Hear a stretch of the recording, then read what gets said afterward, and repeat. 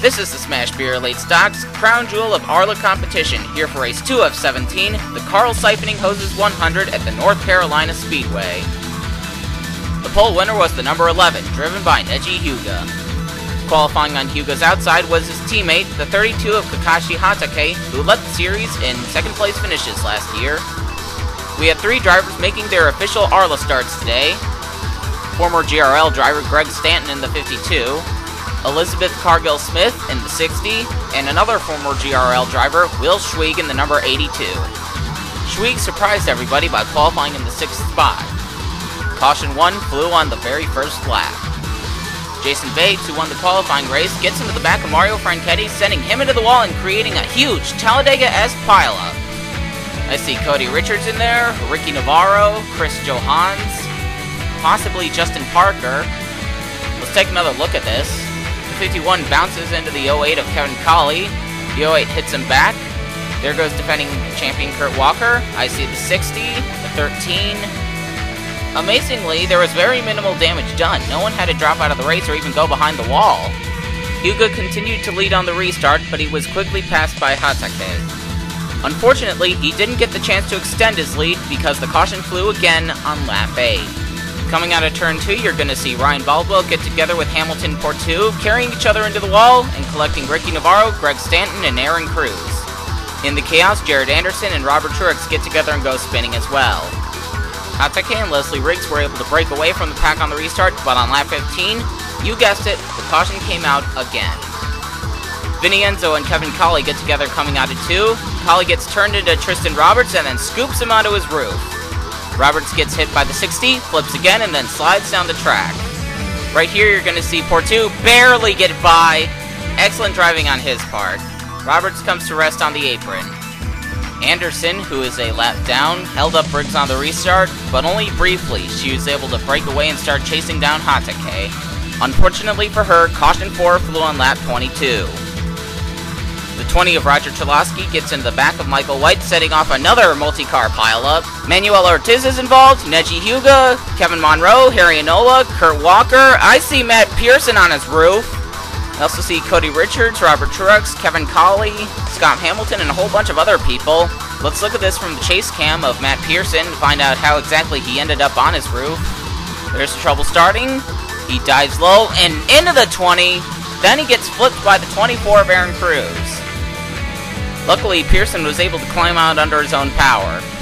Mechanical problems forced Hatake to drop out of the race, handing over the lead to Leslie Riggs on the restart. Caution 5 flew immediately afterwards.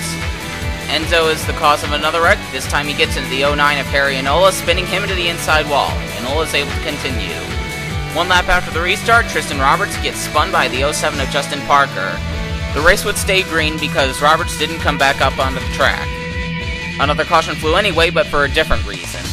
Towards the back of the pack, they go 4 wide coming out of turn 2.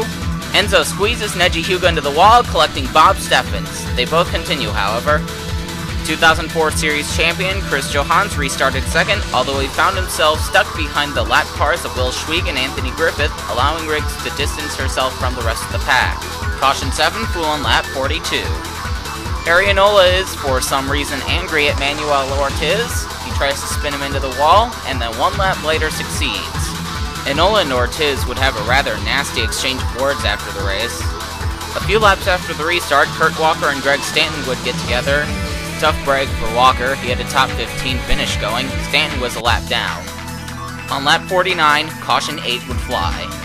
Bob Steffens gets together with the 01 of Alex Carson, collecting Neji Hyuga and spinning them both into the inside wall. However, they were able to drive away. The 9th, and thankfully final, caution of the day flew with 19 laps to go. The 26 of Bruno Battaglia gets together with Cody Richards, carrying him into the wall and sending Battaglia spinning as well. Battaglia was running 11th, Richards was a lap down. Not long after the restart, Dale Underwood in the number 03 took the lead away from Leslie Riggs. However, Riggs took the lead back the following lap. A few laps later, Hinata Hyuga in the 39, who started towards the back of the pack, got by Dale Underwood and started chasing down the 50, which, as you can see, didn't take very long at all.